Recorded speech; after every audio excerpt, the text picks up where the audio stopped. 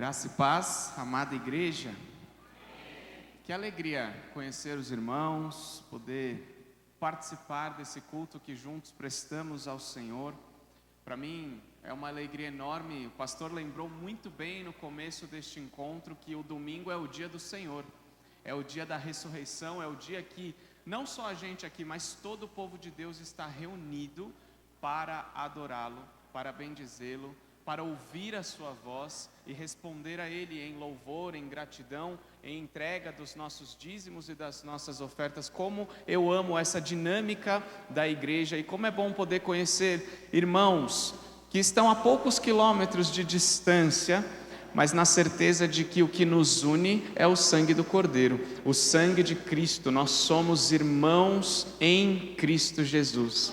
Por isso que a gente se sente sim em casa, pastor, porque é uma bênção saber que estamos na casa de Deus, com um povo da aliança, um povo escolhido para levar as boas novas, para proclamar as virtudes daquele que nos chamou das trevas para a sua maravilhosa luz.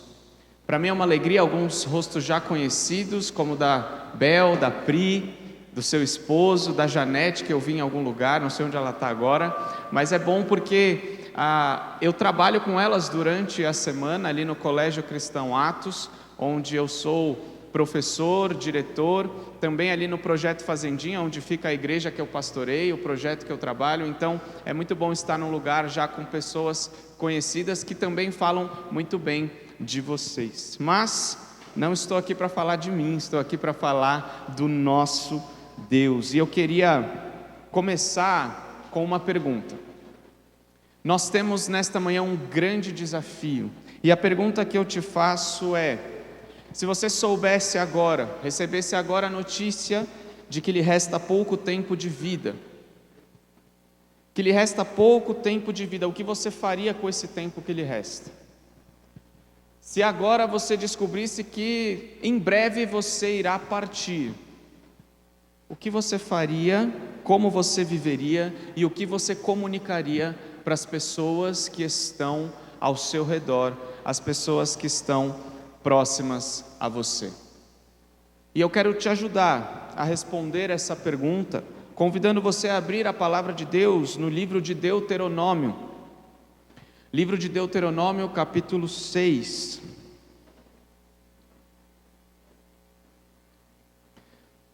Deuteronômio, capítulo 6, a partir do versículo 1 até o versículo de número 9. Diz assim a palavra do nosso Deus: são estes os mandamentos, os estatutos e os juízos que o Senhor, seu Deus, ordenou que fossem ensinados a vocês, para que vocês os cumprissem na terra em que vão entrar e possuir, para que durante todos os dias da vida de vocês, os seus filhos e os filhos dos seus filhos temam o Senhor seu Deus e guardem todos os seus estatutos e mandamentos que eu lhes ordeno, e para que os seus dias sejam prolongados. Portanto, escute, Israel, e tenha o cuidado de cumprir esses mandamentos, para que tudo lhes corra bem e vocês muito se multipliquem na terra que mana leite e mel, como o Senhor, o Deus dos seus pais, lhes prometeu. Escute, Israel, o Senhor nosso Deus é o único Senhor. Portanto, ame o Senhor seu Deus de todo o seu coração, de toda a sua alma e com toda a sua força. Essas palavras que hoje lhe ordeno estarão no seu coração. Você as inculcará a seus filhos, e delas falará quando estiver sentado em sua casa, andando pelo caminho, ao deitar-se e ao levantar-se. Também deve amarrá-las como um sinal na sua mão, e elas lhe serão por frontal entre os olhos, e você as escreverá nos umbrais de sua casa e nas suas portas. Oremos. Bom e eterno Deus, obrigado pela tua palavra. Obrigado porque ela é viva e ela é eficaz. Ela penetra ao mais fundo do nosso coração. Ela discerne as nossas intenções e motivações. E nós te louvamos porque diante dela nada fica oculto, tudo é exposto. Obrigado por esta palavra. Obrigado porque o Senhor tem falado ao nosso coração. E pedimos que o Senhor exalte o Teu nome, somente o Teu nome, neste momento de ministração, para que a Tua igreja seja edificada e o Seu nome seja glorificado. Tudo isso nós te pedimos no nome de Jesus. Amém e amém. Meus irmãos, nós lemos um texto de Deuteronômio, um texto do Antigo Testamento, e muito me assusta quando eu vejo por aí, no nosso meio evangélico, pastor, pessoas que acham que o Antigo Testamento não tem mais valor. Pessoas que desprezam a lei do Senhor, que desprezam o que diz a palavra de Deus no Antigo Testamento. Porém, o apóstolo Paulo nos ensina na sua epístola que toda escritura é inspirada por Deus e é útil para a correção, para o ensino, para a educação na justiça, para que eu e você sejamos habilitados para toda boa obra. Nós estamos diante do texto sagrado. Nós devemos temer e tremer, porque quando a Bíblia é aberta, Deus está falando conosco. O Senhor está falando com a sua igreja. E muitos evangélicos, muitos irmãos nossos erram ao desprezar o Antigo Testamento. Aqui nós temos lições preciosas, aqui nós temos a revelação do Senhor para a nossa vida. Estar diante da palavra de Deus é precioso demais e precisamos ter ouvidos e coração atento ao que o Espírito Santo quer nos falar. Mas para que a gente entenda melhor o texto que nós lemos, nós precisamos retomar alguns pontos do seu contexto. Moisés está aqui 40 anos depois, agora nos campos de Moabe, uma vegetação rasteira, sem muitas árvores, e ele está contemplando de longe a cidade de Jericó. Essa cidade você conhece, nós cantamos músicas sobre Josué, a queda das muralhas de Jericó. Você conhece este cenário. Moisés está diante desta cidade. Isso significa que ele está prestes, o povo de Deus está prestes a entrar na terra prometida. Mas Moisés está agora com uma nova geração. O povo de Deus que havia chegado depois do Egito, da saída do Egito até Cades Barneia, pela sua desobediência, pelo seu pecado, um tempo de peregrinação que deveria durar 40 dias, durou 40 anos no deserto. Muita gente morreu naquele tempo, muita gente saiu do Egito ainda criança e agora já era um adulto. Então Moisés está na sua segunda geração à frente dos filhos de Israel, um povo que você bem lembra, um povo que murmurou, um povo que idolatrou, um povo que logo se esqueceu dos grandes feitos do Senhor e foi disciplinado pelo Senhor. O Senhor os levou ao deserto para provar o seu coração, saber o que havia dentro do coração do seu povo. Não que o Senhor não soubesse, mas para que o povo soubesse aquilo que estava no coração do povo. Meu irmão, minha irmã, quando Deus nos prova, é para que a gente conheça o nosso próprio coração, para que a gente saiba o que está aqui dentro, porque nós só revelamos o que realmente somos quando somos pressionados, quando somos provados. E é por isso que o povo de Deus sempre é conduzido pelo Senhor ao deserto. Essa é a metodologia, essa é a didática de Deus com o seu povo, conduzir o povo pelo deserto. Mas a gente sabe que deserto não é lugar de morte, mas é lugar de passagem. Nós temos um oásis em Cristo Jesus. Mas estamos falando de uma geração, uma primeira geração que era incrédula. Viu o mar se abrir no meio, mas não acreditou que o Senhor poderia prover no sábado, no sétimo dia. Viu grandes milagres, viu a água sair da rocha. Viu as codornizes chegarem. Viu muitos e muitos milagres, mas não aguentou esperar. Mas não acreditou que poderiam derrotar os gigantes de Jericó. Não acreditou que o Senhor poderia dar a terra que o próprio Deus havia prometido para eles. Era uma geração incrédula. E eu e você somos muito rápidos, por vezes, de olhar para o povo do Antigo Testamento e criticar a sua postura. Mas muitas vezes eu e você somos incrédulos da mesma forma. Murmuramos da mesma forma. Não esperamos no Senhor da mesma forma. Passam-se os anos, mas o povo de Deus continua muitas vezes negligenciando os meios de graça, negligenciando aquilo que o Senhor já fez por nós e aquilo que Ele prometeu que ainda há de fazer pelo seu povo. As nossas crises, os nossos chiliques, as nossas birras seriam facilmente resolvidas se nós nos atentássemos ao que o Senhor diz, aquilo que Ele prometeu para nós. Porque nós cantamos, levantamos nossas mãos, declaramos as promessas do Senhor, mas chega na hora da crise, a nossa postura é outra. Nós precisamos ser coerentes com a fé que nós afirmamos ter no Senhor Jesus. Essa inconstância não deve ser a marca do povo de Deus. Moisés, diante de Jericó, uma segunda geração atrás dele, um momento triste para Moisés, porque ele sabe que ele não vai entrar na terra prometida. Moisés pecou contra o Senhor. Quem entrou na terra foi Josué, o seu sucessor. Mas Moisés sabia então que havia pouco tempo. Ele já estava próximo à terra prometida. Mas ele não entraria nessa terra. Eu te perguntei o que você faria com o pouco tempo que resta a você. Se você soubesse que faltam poucos minutos, horas ou dias de vida, o que você faria? E eu vou dizer para você o que Moisés fez. Com pouco tempo que lhe restava, Moisés decidiu investir naquela nova geração.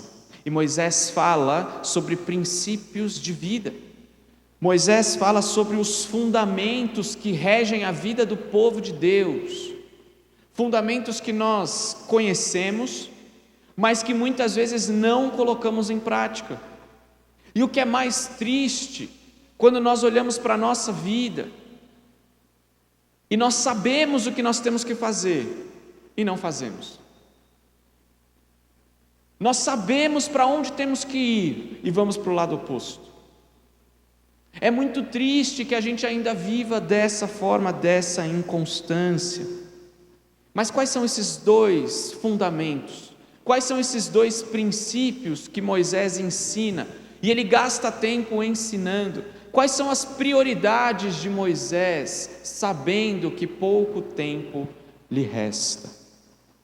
Moisés decide instruir aquele povo sobre algo essencial à fé cristã: o amor a Deus no tempo presente e a transmissão deste amor para as próximas gerações. O que é prioridade para você? O que é hoje prioridade para você que é pai, você que é mãe, você que é professor de uma escola bíblica dominical, você que lida o tempo todo com a nova geração? O que é prioridade para você? Como você tem amado a Deus no tempo presente? De que forma o seu amor por Deus é revelado pela sua vida, pelas suas atitudes? Vou perguntar de novo: qual é a prioridade da sua vida? Sua casa própria? Seu carro? Você quer casar? Casamento e constituir família é uma prioridade para você. A faculdade, o trabalho, você quer uma boa escola para os seus filhos, ou você quer aquilo que todo mundo quer, a falsa sensação de estabilidade financeira. E eu digo falsa porque não existe estabilidade financeira. Hoje você tem seu emprego, amanhã você pode não ter, mas uma coisa você sempre vai ter: a estabilidade que o Senhor te dá. Porque você não depende do seu emprego. O emprego é o meio pelo qual o Senhor te sustenta. Quando o emprego não existir mais, você continuará sendo sustentado pelo Senhor da sua vida. Esse é o nosso Deus, um Deus fiel à sua aliança, fiel àquilo que Ele prometeu. Todas essas coisas que eu listei, meus irmãos, casa, casamento, faculdade, emprego, tudo isso é lícito. Tudo isso é bênção do Senhor para a nossa vida. Isso pode até acontecer na sua vida, conquistar todas essas coisas. Mas se a prioridade da sua vida não for amar ao Senhor acima de todas as coisas e comunicar esse amor às próximas gerações, você pode conquistar tudo e ser extremamente infeliz. Você pode ter a conta gorda no banco e ser extremamente infeliz, porque dessa vida o que importa é conhecer a Deus e fazê-lo conhecido. Você não existe para outra coisa. E se você está existindo para outra coisa, deixa eu te falar uma coisa: você está vivendo como um morto, sem propósito, sem sonho, porque o que nos dá propósito é o conhecimento de Deus, é o conhecimento do nosso Deus. Então vamos ver a primeira prioridade que Moisés ensinou àquela geração, a mesma prioridade que eu e você devemos conhecer e praticar: amar a Deus no tempo presente. Veja os versículos novamente do 1 até o 3. Nós temos aqui uma introdução dessa instrução de Moisés. Ele diz: são estes os mandamentos, os estatutos e os juízos que o Senhor seu Deus ordenou que fossem ensinados a vocês, para que vocês os cumprissem na terra em que vão entrar e possuir, para que durante todos os dias da sua vida os seus filhos e os filhos dos seus filhos temam o Senhor seu Deus e guardem todos os seus estatutos e mandamentos, porque eu lhes ordeno, e para que os seus dias sejam prolongados. Portanto, escute Israel e tenha o cuidado de cumprir esses mandamentos, para que tudo lhes corra bem e vocês muito se multipliquem na terra que mana leite e mel, como o Senhor, o Deus dos seus pais, lhes prometeu. Moisés ele está introduzindo o seu ensinamento. Moisés ele já passou desde o capítulo 1 de Deuteronômio até o capítulo 5 contando a história de Israel. No capítulo 5 em especial ele relembra aquele povo os 10 mandamentos. Então são esses os mandamentos, são esses os estatutos, a lei que foi dada por Deus para Moisés como mediador desta antiga aliança. Essa lei, esses estatutos, o povo de Deus deveria observar atentamente, guardar no seu coração, como o salmista nos ensina: guardei a tua palavra para não pecar contra ti. O grande problema é que nós temos ouvido a palavra, mas não temos guardado a palavra no nosso coração. E nós ouvimos e ouvimos de novo, e temos devocionais, e temos cultos, e temos programações da igreja, e a gente ouve, e a gente é encharcado do evangelho, mas a gente não guarda essa palavra. Porque se nós verdadeiramente guardássemos essa palavra, a nossa vida seria marcada por santidade, por serviço ao Rei dos Reis.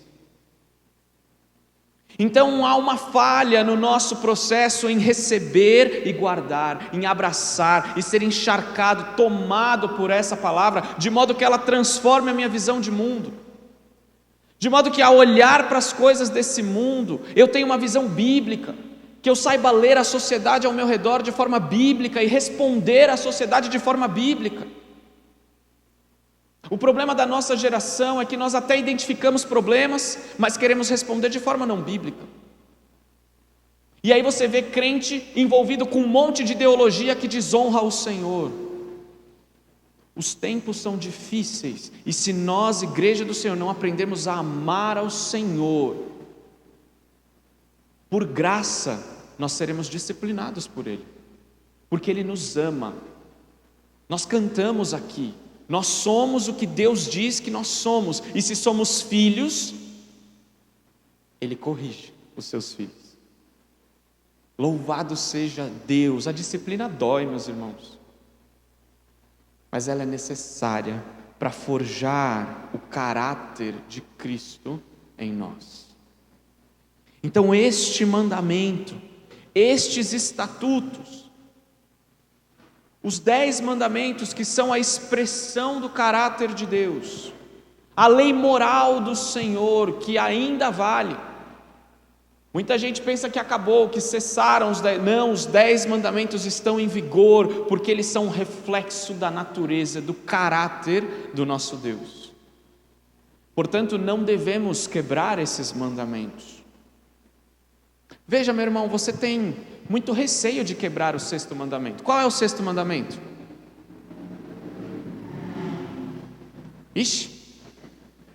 Não assassinarás. é o 6º mandamento. Você não quer quebrar esse mandamento. Você não quer adulterar. Você não quer cobiçar. Mas você não guarda o dia do Senhor. Você fala o nome de Deus em vão. Sabe por quê? Temos muito temor dos homens e pouco temor de Deus.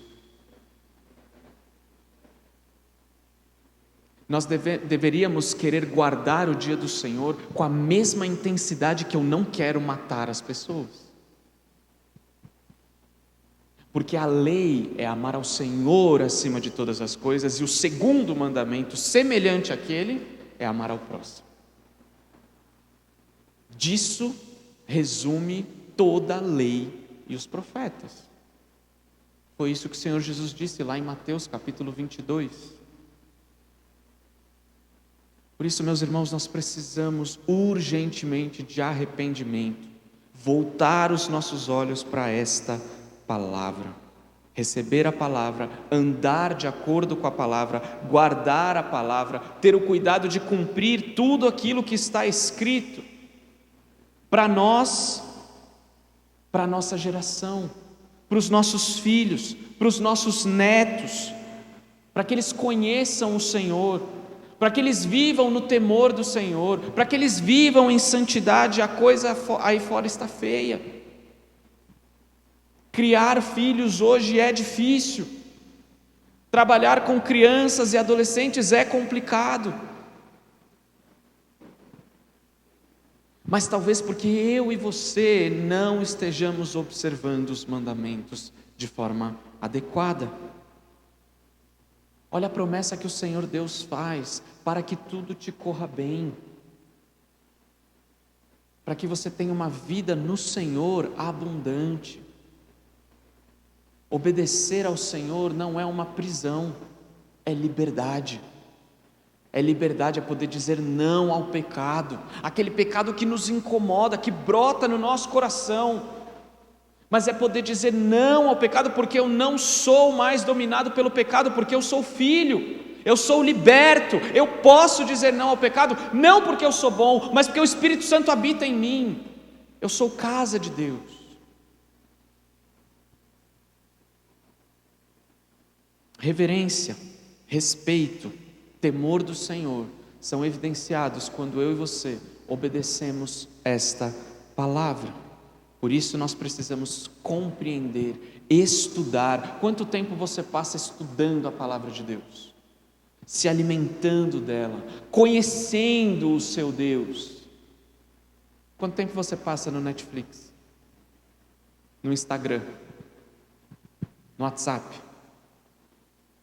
Ou fazendo qualquer outra coisa lícita, porém, que não te edifica como a palavra de Deus. Veja, não estamos pregando uma separação dessas coisas, mas o bom uso delas. Quando amamos a Deus em primeiro lugar, as demais coisas são colocadas no seu devido lugar. As minhas prioridades são corrigidas, os meus amores são corrigidos. Mas quando Deus não é o alvo do meu amor, toda a minha vida está bagunçada. Toda a minha vida está desordenada. Porque Ele é a fonte, Ele é o alvo da minha vida. A palavra do Senhor é dada a nós, para que o temor do Senhor seja gerado em nosso coração. Agora veja comigo o versículo 4. Escute, Israel, o Senhor nosso Deus é o único Senhor. Meus irmãos, quando você lê na sua Bíblia, e dependendo da tradução, da versão que você usa, a palavra Senhor aparece toda ela em letras maiúsculas. Essa é uma referência ao nome pactual de Deus, ao Deus da aliança, que os hebreus chamavam de Iavé. Esse é o nome de Deus, do Deus da aliança, não o Deus que transcende, mas o Deus que está próximo de nós. O Deus que está próximo do seu povo, o Deus que tem uma aliança com o seu povo. Na Escritura, meus irmãos, Deus é chamado de muitas formas: Elohim, Adonai, El Shaddai, El Elyon e Yahvé. Esse é o nome pactual. Esse é o nome que nós recorremos quando nós precisamos nos lembrar da aliança que Ele tem conosco. Deus não se esquece, mas nós esquecemos. Nós esquecemos. Esse é o nome íntimo do Senhor. Yahvé é o nosso Pai. Por isso, ouça, Israel, Yahvé é o nosso único Senhor. Yahvé, o Deus da aliança, é o nosso único Deus, é o nosso Pai, e isso é o fundamento para aquilo que vem a seguir.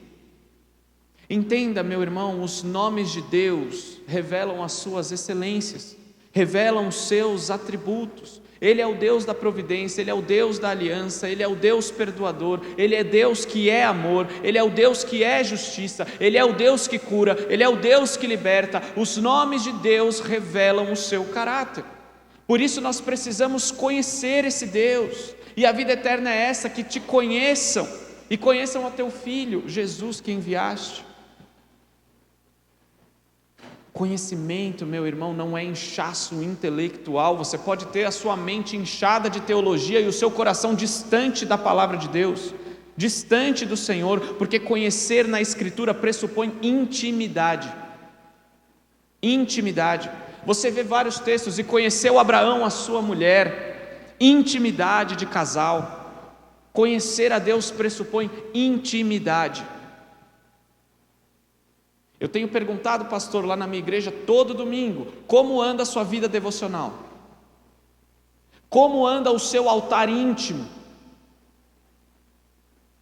Porque quando a gente sobe aqui no altar externo é tudo lindo e maravilhoso, glória a Deus e aleluia. Como está o seu altar íntimo? Cuide disso.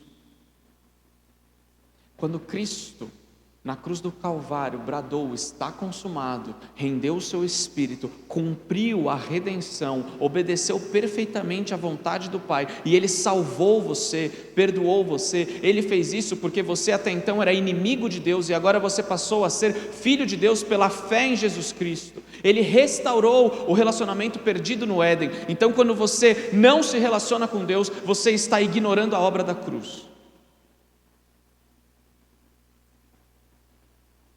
Foi para isso que Ele veio, para te levar de volta para o Pai. Se você não tem uma vida com Deus, de intimidade, devoção, relacionamento, serviço, adoração, você está virando as costas para a cruz. E, meu irmão, eu estou falando de intimidade com o nosso Deus. Às vezes a gente quer disfarçar nossas emoções ao Senhor. Às vezes a gente está cheio de raiva e quer dobrar o nosso joelho. Soberano Deus. Meu irmão, se você está com raiva, se você está angustiado, se você está triste, se você está com medo, fala para o Senhor. Você tem intimidade com Ele. O Espírito Santo de Deus habita em você. Não adianta tentar enganar. Não adianta pôr uma máscara de bom filhinho. Ele conhece o seu coração, Ele conhece a profundidade do seu coração, aquilo que ninguém alcança, ninguém conhece, aquela área que você até conhece, mas não quer que ninguém chegue perto. Ele sabe. Não adianta a gente disfarçar. Nós precisamos conhecer a Deus, ter intimidade com Deus e deixar essa intimidade ser traduzida em limpeza, em santidade, em transformação. Muitos não abrem a Bíblia na semana porque sabem que o Evangelho confronta. É mais fácil fugir do confronto, mas a gente só está adiando o inevitável. Uma hora ele vem, uma hora ele vai vir. Esse é o Deus da aliança, o Deus que prometeu nunca deixar de nos fazer o bem. Um Deus que prometeu nunca, jamais nos abandonar. Nunca seremos desamparados pelo nosso Deus. A melhor ilustração que nós temos desse relacionamento é o nosso casamento. O casamento é uma aliança. Este anel que você usa no seu dedo, você chama ele de aliança. Você pode procurar, mas parece que não tem começo nem fim. Alianças não são feitas para serem quebradas. Alianças não são feitas para serem quebradas. Um casamento não deve ser dissolvido, não deve haver abandono. Da mesma forma que a aliança que Deus fez conosco, Ele promete presença constante, apesar de nós. O nosso cônjuge tropeça, a gente quer abandonar, a gente quer brigar, a gente tropeça com Deus todos os dias e Ele está lá, presente. Eu te perdoo, meu filho. Aliança não é algo descartável. Nas palavras de Jesus, o que Deus uniu, não separe o homem. Entenda que o seu casamento, para aqueles que aqui são casados e para aqueles que um dia pretendem se casar, o seu casamento é uma graça que Deus te deu de partilhar um pouquinho da natureza dele, da relação de Pai, Filho e Espírito Santo, da relação que Ele tem conosco. Nós somos a noiva dele. Estamos aguardando a entrada triunfal do nosso noivo, que virá em poder e grande glória consumar este casamento. Deseje isso, almeje este dia. E você só vai almejar esse dia quando você entender essa aliança e saber o que essa aliança deve gerar em você. Mas o texto nos responde: o que essa aliança deve gerar em mim e em você? Versículo 5: portanto, visto que Yahvé é o seu único Deus, portanto, preste atenção, ame o Senhor seu Deus de todo o seu coração, de toda a sua alma e com toda a sua força. É por causa desta aliança que eu devo amá-lo. Nós estamos cansados de ouvir sobre o amor de Deus por nós, mas é muito raro ouvirmos do nosso amor para com Deus. Deus nos ama, isso não vai mudar. Você pode tentar se esconder, você pode tentar fugir, Ele te ama, isso não muda. Mas e o seu amor para com Ele? Onde está? Como anda? Como você demonstra o seu amor para com o Deus da aliança? Eu devo amar a Yahvé porque Ele é amor, Ele é a fonte do amor. Eu devo amá-lo por causa desta aliança, onde o próprio Filho de Deus é o mediador. Eu devo amá-lo por quem Ele é, e pelo que Ele faz, pelo que Ele fez, e pelo que Ele ainda fará por mim e pelo seu povo. Mas o que é amor, meus irmãos? O que é amor? O que nós temos visto aí fora certamente não é amor. O mundo tem ensinado um amor que não se encontra na palavra de Deus. É um amor relativista, é um amor condicionado, é um amor aberto, é um amor meramente emotivo, passional. Se eu sinto, eu estou amando, se eu não sinto, eu deixei de amar.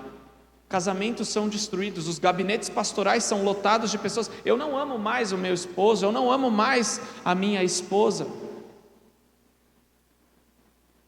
Como se o amor fosse algo meramente abstrato, ou um simples sentimento, ou uma simples paixão. Não é isso que a Escritura ensina sobre o amor.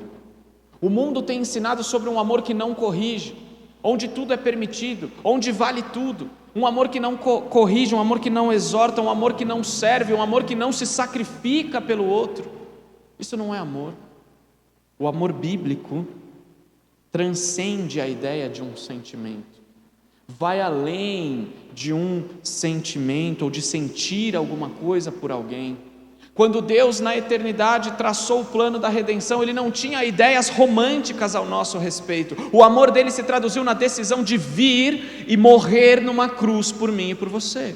Porque amor é decisão, amor é entrega, amor é sacrifício, amor é renúncia. Ele deixou o céu para vir nos buscar, Ele abriu mão da sua glória e se fez como nós, se fez homem como nós. Que amor é esse? O que eu tenho visto aí fora não é amor. E agora eu estou falando para crentes. Volte para a palavra e ame como a palavra orienta. Por mais difícil que seja, lembre-se, Ele possibilitou isso para você. Você não tem condição mesmo. Eu não tenho condição. O que eu sou? O que vocês são, se não fosse a graça do Senhor? Nós precisamos e dependemos do nosso Deus. O texto clássico que todo mundo conhece, porque Deus amou o mundo de tal maneira que Ele deu o seu Filho. Ele entregou o seu Filho. E esse amor, Ele amou de tal maneira, a ponto de sacrificar o próprio Filho. Isaías 53 diz que ao Pai agradou moê-lo. Era a vontade de Deus. O Filho foi morto. Essa é a maior expressão de amor que você vai encontrar na história da humanidade. Eu jamais entregaria a minha filha no lugar de outra pessoa, ainda mais um inimigo. Mas Deus fez isso. Deus fez isso. Quando nós ainda éramos pecadores, é o que diz Paulo em Romanos capítulo 5, versículo 8. Cristo morreu por nós quando ainda éramos pecadores. Meus irmãos, o amor se expressa em atitudes. 1 João vai nos ensinar que o amor não deve ser de língua, de boca, mas de fato e de verdade. O amor deve ser palpável, deve ser traduzido em ações. Amar a Deus de todo o coração, alma e força é traduzido por Cristo quando Ele diz: quem me ama, guarda os meus mandamentos. Aquele que tem os meus mandamentos e os guarda, este é o que me ama. Amor e obediência andam juntos. Amar a Deus é uma atitude positiva e voluntária para com o nosso Deus. Ele é fruto de um coração grato que entendeu que foi resgatado do império das trevas e foi transportado para o reino do Filho do seu amor. Se isso não gera gratidão em você, eu preciso te avisar, você não entendeu o Evangelho. Mas louvado seja Deus que você está aqui nessa manhã, para que Deus esclareça o que Ele fez por você. Quem ama, obedece. Quem ama, busca a santidade. Meus irmãos, a gente enche a nossa boca para cantar músicas de amor ao Senhor. Que momento gostoso nós temos no louvor. São lícitos, são bênção, mas eles não são nada se não guardamos os mandamentos, se nós não obedecemos ao Senhor. O amor é medido e é evidenciado pela sua obediência. Nesse mesmo livro de Deuteronômio, lá no capítulo 10, Moisés afirma no versículo 12 o seguinte: agora, pois, ó Israel, que é que o Senhor requer de ti? Não é que temas o Senhor teu Deus e andes em todos os seus caminhos, e o ames e sirvas ao Senhor teu Deus de todo o teu coração, de toda a tua alma, para guardares os mandamentos do Senhor e os estatutos que hoje te ordeno para o teu bem. A lei de Deus é para o seu bem, meu irmão. A lei de Deus é para a sua edificação, é para que você seja conforme a imagem do Filho de Deus. Essa é a forma de amarmos a Deus, guardando os seus mandamentos. Quando Moisés fala dessa primeira grande prioridade, amar a Deus no tempo presente, lembre-se que no capítulo anterior ele falou sobre os 10 mandamentos. Isso significa que se eu amo ao Senhor, eu não terei outros deuses além do meu Deus. Eu não farei para mim imagens de escultura, eu não buscarei refúgio em outra coisa que não seja Deus, eu não buscarei refúgio nos meus pecados, nos meus vícios, nas pessoas, nos prazeres desse mundo, mas eu vou buscar o meu refúgio em oração, em comunhão com os santos, na palavra do Senhor. Significa então que se eu amo ao Senhor, eu não vou falar o nome dele em vão. Significa que se eu amo ao Senhor, eu vou guardar o dia do Senhor, eu vou celebrar domingo após domingo a sua ressurreição. Eu vou observar o mandamento de trabalhar 6 dias e descansar porque foi isso que Deus nos ensinou na criação. Em 6 dias criou Deus o mundo, no 7º dia Ele descansou para contemplar a sua obra. Quando nós descansamos dos nossos afazeres, nós nos renovamos no Senhor, contemplamos aquilo que Ele fez, e amanhã acordaremos cheios de energia para o trabalho, cheios da palavra do Senhor, para enfrentar o seu chefe difícil, para enfrentar os seus alunos complicados, para enfrentar aquele colega que te persegue. Você vai estar cheio da palavra de Deus. Não entendo por que negligenciam este dia.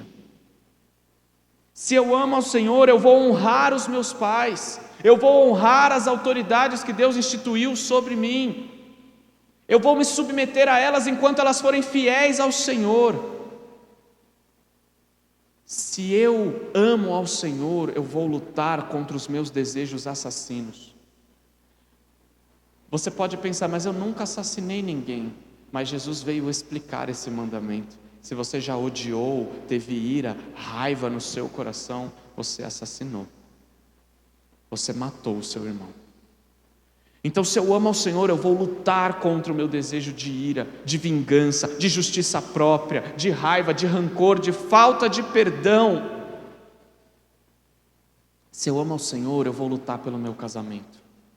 Eu não vou colocar coisas impuras e injustas diante dos meus olhos que podem me levar a um adultério. Eu vou cortar conversinhas, eu vou cortar o WhatsApp, eu vou cortar o meu celular se isso me afasta do Senhor e faz com que eu ofenda a minha esposa ou meu marido.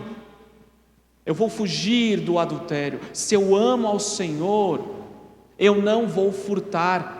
Eu não vou furtar as coisas de ninguém, mas eu também não vou ser desonesto. Eu vou pagar as minhas contas em dia. Eu não vou fazer gato lá em casa. Eu não vou colocar uma internet que não é minha. Eu não vou manipular as coisas. Eu vou ser honesto. Eu não vou ser aquilo que o brasileiro mais ama ser, é o nosso jeitinho. Se eu amo ao Senhor, eu vou andar em retidão, eu vou andar na justiça. Se eu amo ao Senhor, eu não direi falso testemunho contra o meu irmão. Se eu amo ao Senhor, eu vou controlar a minha língua, eu não vou difamar ninguém, eu não vou fazer fofoca, eu não vou fazer picuinha. Como é triste dentro da igreja, e a gente dá até uma desculpa gospel, não é fofoca, é só para a gente orar. Mentira!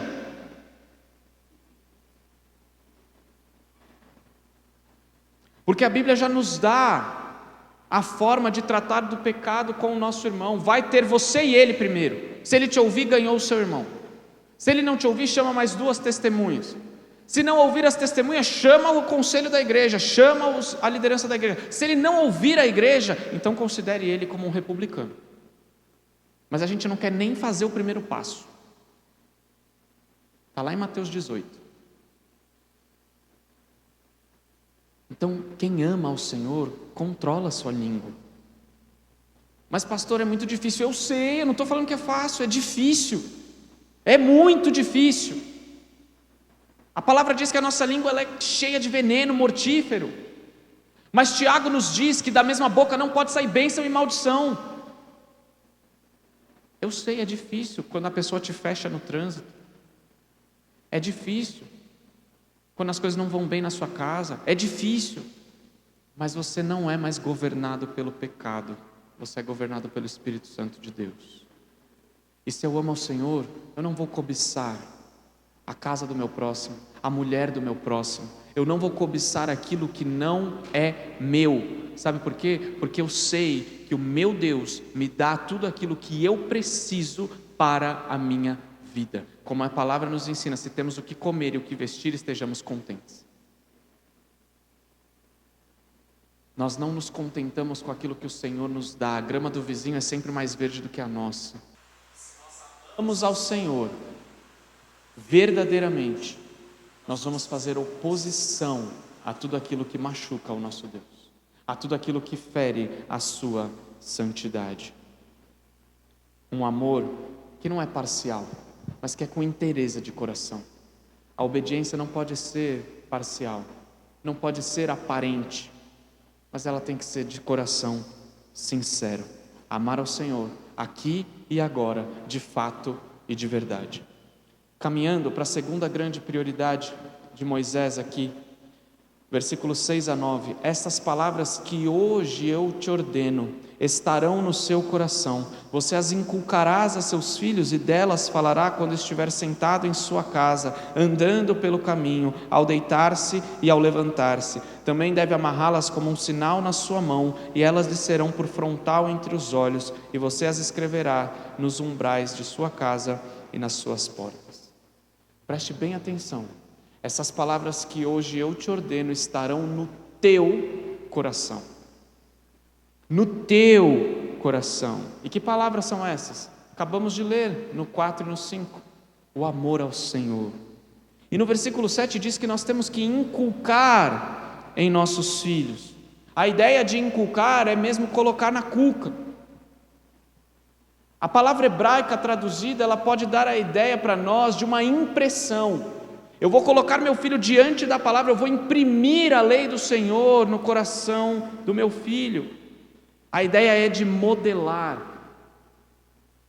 Você tem na sua casa, você que já é pai e mãe, você tem ali uma bela argila para que você possa modelar o seu filho com a lei do Senhor. É isso que nós temos que ensinar às próximas gerações.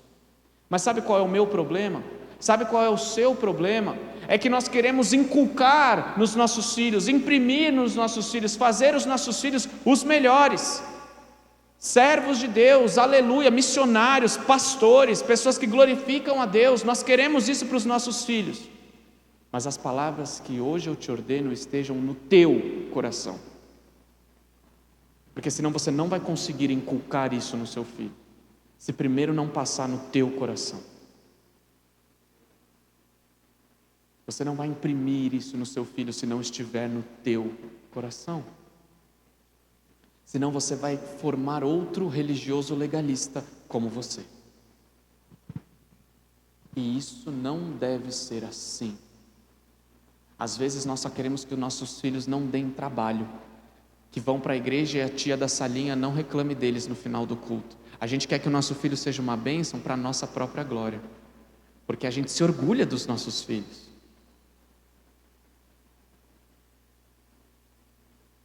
Se o meu filho é uma bênção, e se eu tive parte nisso, é porque Deus teve misericórdia da minha vida. Porque se dependesse de mim, coitadinha. Se dependesse de nós, o que seriam dos nossos filhos? Por isso que essas palavras estejam primeiro no teu coração.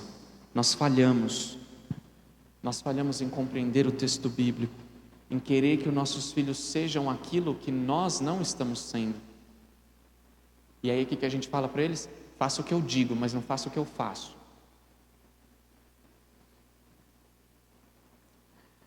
A Bíblia é tão maravilhosa que ela nos ensina como fazer isso.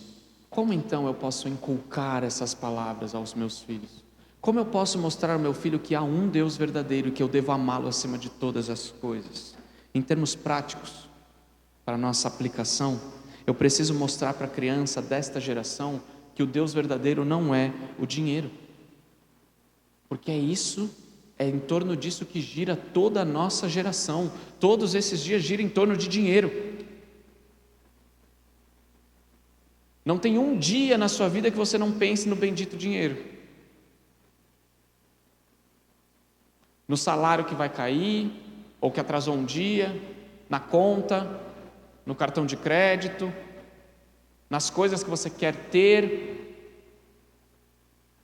Ao invés de você gastar tempo pensando naquilo que o Senhor já te deu, naquilo que o Senhor fez por você. Ele não vai deixar faltar aquilo que você precisa. Descansa o teu coração. Para que você anda ansioso com isso? Na educação dos nossos filhos, nós temos que mostrar quem é o verdadeiro Deus. E aqui eu falo como professor, educador, diretor de uma escola cristã. Não diga para o seu filho que ele tem que estudar para ser alguém na vida. Ele já é alguém na vida. Se você está preparando o seu filho, para que ele seja apenas um bom profissional e ganhe dinheiro, você falhou.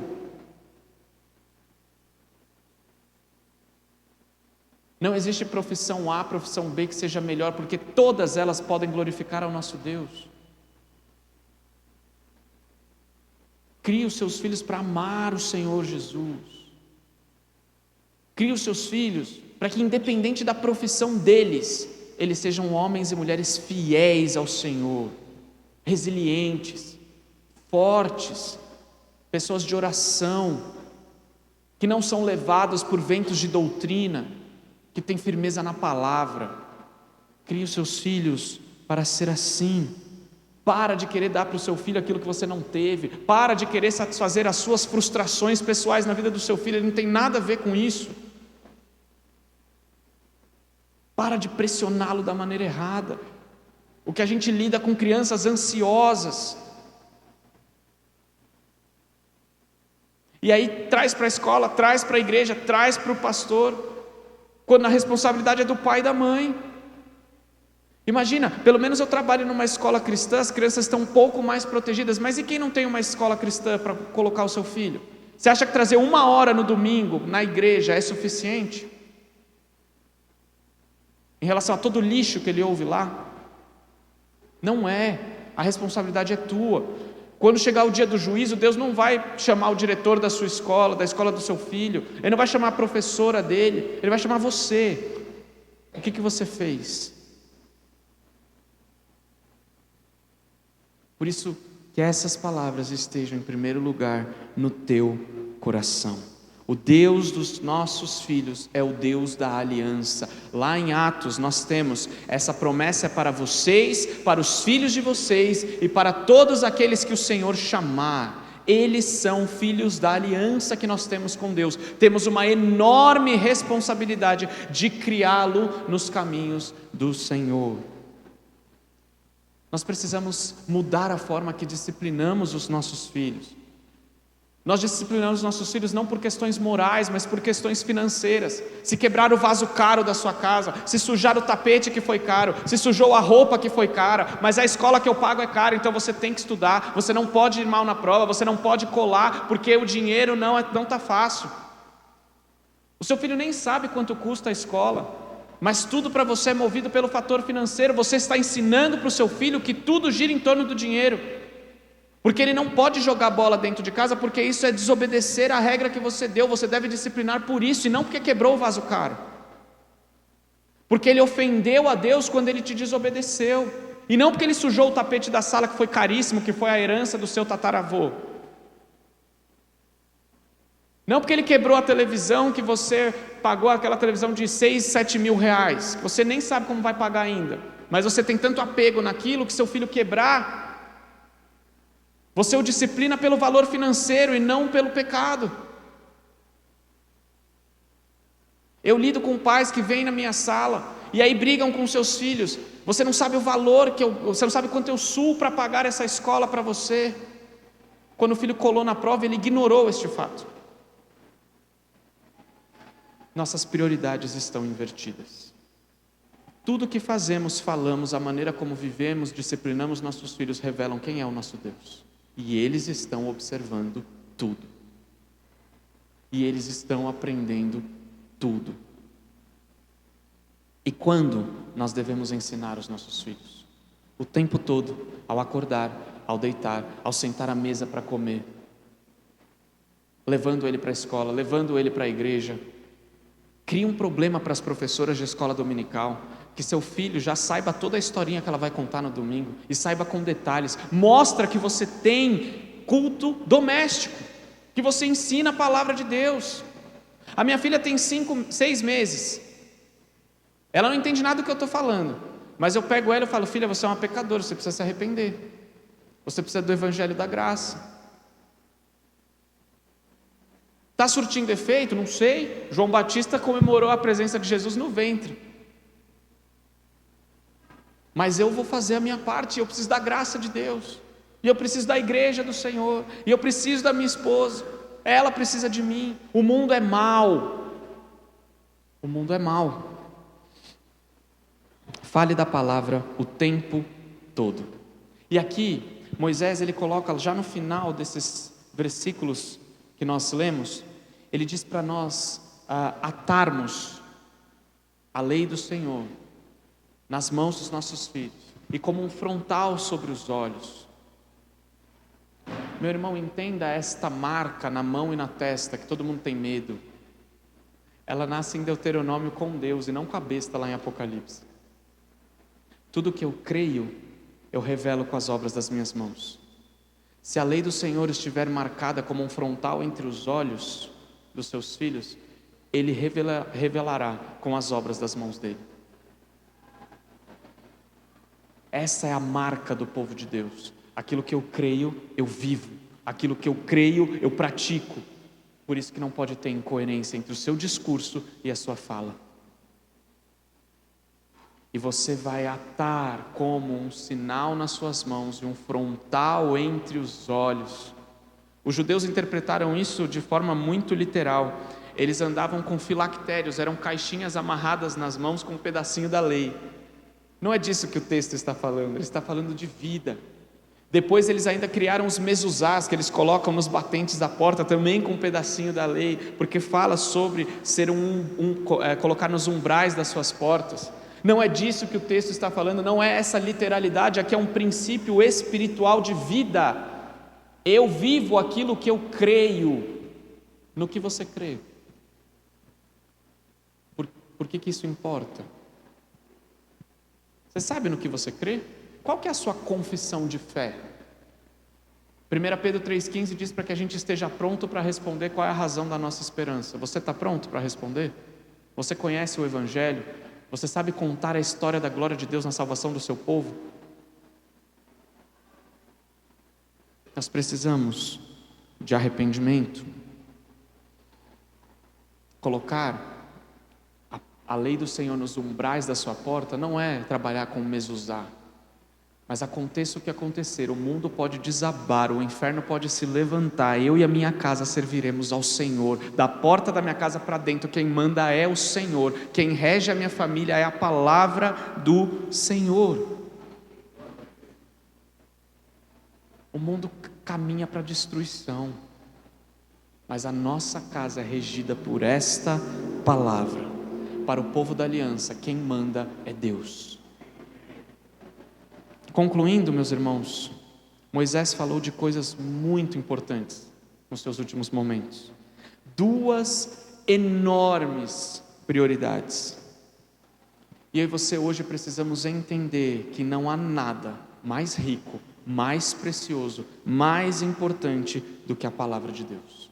Não há nada mais rico do que conhecer os mandamentos do Senhor e viver à luz desses mandamentos. O mundo é mau, Satanás está atacando as nossas crianças. Cuide do tempo que eles estão ficando no celular. Nem deveriam ter, dependendo da idade.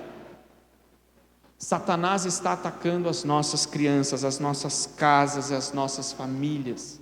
Mas o principal problema não é Satanás e nem o mundo, é a nossa negligência. Não entreguem seus filhos. Amem a Deus, amem seus filhos, façam deles discípulos de Jesus. Eles são filhos da aliança. As bênçãos que estão sobre você também estão sobre os seus filhos. Casa, carro, dinheiro, faculdade, tudo isso é bom, tudo isso é permitido, mas isso não será nada se o seu filho não amar a Deus acima de todas as coisas. Como nós podemos viver de modo digno dessa palavra? A gente não tem condição, somente por meio de Cristo, ressurreto, glorificado. Se você está aqui nessa manhã e você ainda não serve a Jesus, arrependa-se hoje dos seus pecados e creia no Filho de Deus. Se você está afastado de Jesus, hoje é o tempo de voltar. E você que já vive esta palavra, vigie para que você não caia. Sem Cristo, nada podemos fazer. Feche seus olhos, vamos orar. Pai de amor, nós te louvamos pela tua palavra, porque ela veio ao encontro do nosso coração. ela veio suprir as necessidades da nossa alma. Ela veio para nos mostrar onde estamos pecando, onde estamos desagradando o Senhor, onde estamos vivendo uma vida que não glorifica o Teu nome. Obrigado por isso, porque é sinal de que o Senhor investe no Seu povo, o Senhor está nos santificando, o Senhor está limpando o nosso coração, o Senhor está nos transformando e nos fazendo mais parecidos com Jesus Cristo. Não somos merecedores de nenhum bem que venha do Senhor. Obrigado por tão grande salvação, obrigado pelo Teu amor, e uma vez alcançados por este amor, nos ensina a Te amar, Senhor. Queremos Te amar até que nada mais importe. Queremos entender a Tua palavra quando ela diz que aquele que não amar mais ao Senhor em relação à sua mãe, pai, esposa, filho e filha, não é digno do Senhor.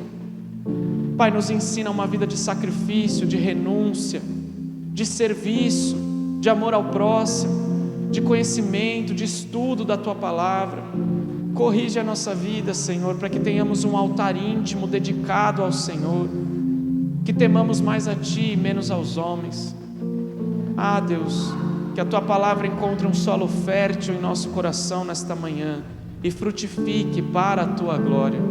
E é no nome de Jesus, e somente neste nome, que nós oramos e agradecemos. Obrigado, Senhor Jesus.